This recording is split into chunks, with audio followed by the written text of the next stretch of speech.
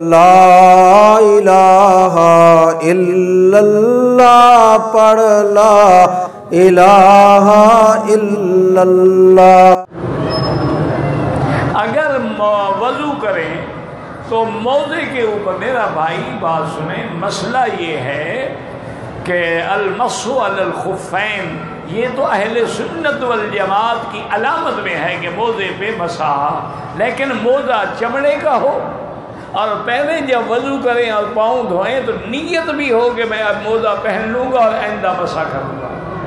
یہ جو باریک جرابیں ہیں ان پہ مسح نہیں ہوتا۔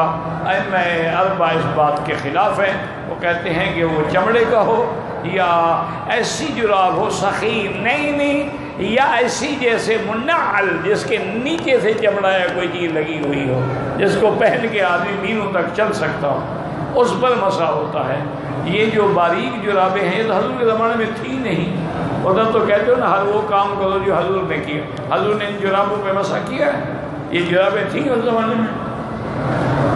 بس ایک لفظ جراب آ گیا چل پڑے۔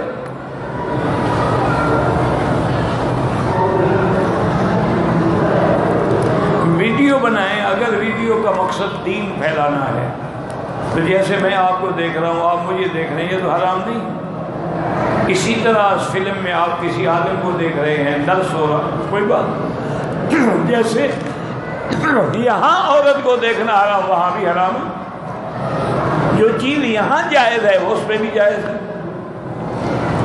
اصل میں یہ آلات جو ہے نا یہ خیر بھی ہے شر بھی ہے۔ خیر میں استعمال کرو گے پوری دنیا میں دین پہنچے گا، اگر شر میں استعمال کرو گے تو پوری دنیا میں آگ لگے گی۔ اب دیکھیں نا اللہ نے آگ بنائی ہے، چاہے کھانا بنا لو یا کسی کے گھر کو آگ لگا دو، اب کہو بھی آگ کیوں ہے؟